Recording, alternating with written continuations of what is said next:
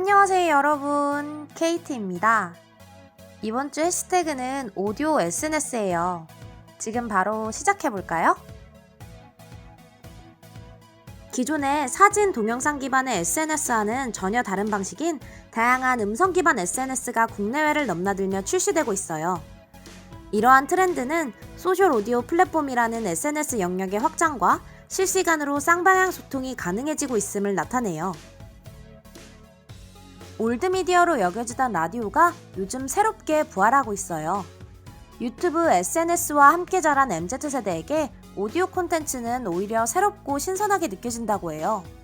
영상 콘텐츠에 비해 오디오는 굳이 보지 않고도 보다 자유롭게 콘텐츠를 즐길 수 있고 상상력을 자극시킨다고 해요.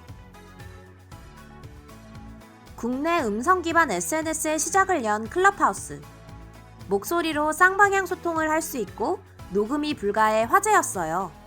현재는 까다로운 진입장벽, 유명인 의존, 소외감 조장을 이유로 국내에서 인기가 점점 식어가고 있어요.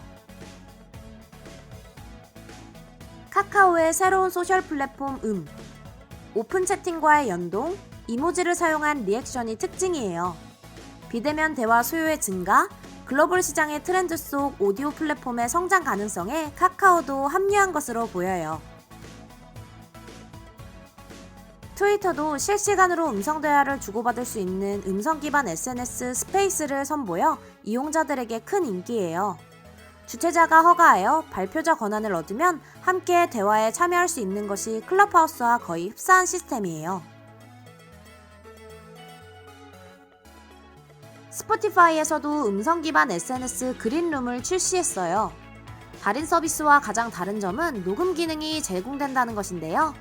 그래서 지난 대화를 저장하거나 팟캐스트로 배포할 수도 있어요. 인기나 참여도를 고려해 수익을 창출하는 방안도 고려하고 있대요. 페이스북도 라이브 오디오룸 기능을 추가하겠다고 밝혔어요. 초대장을 받은 사용자들만 입장해 대화에 참여할 수 있고 방을 개설한 크리에이터에게 후원할 수도 있다고 해요. 페이스북 앱과 메신저에서 이용 가능하며 올 여름 출시 예정이에요. 짜루, 영상 콘텐츠의 피로도를 느낄 때가 되어서일까? 오디오 시장이 급격하게 성장하는 게 새삼와다. 라디오는 더 이상 부모님 시대의 전유물이라고 볼 수는 없을 것 같다는 생각이 들어. 줄리, 나는 클럽하우스와 트위터 스페이스 유저야. 코시국에 모임을 못 가지니까 집에서 휴대폰으로 사람들과 소통할 수 있다는 게 가장 큰 매력이거든.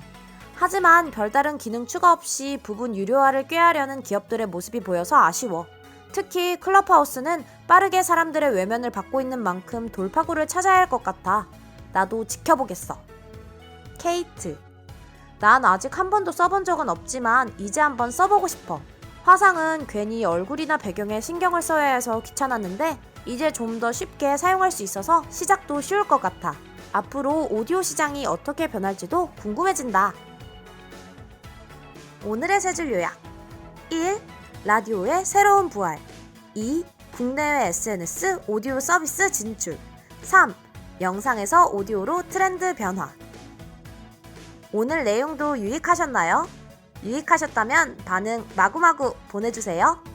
10시의 마케팅이었습니다. 안녕!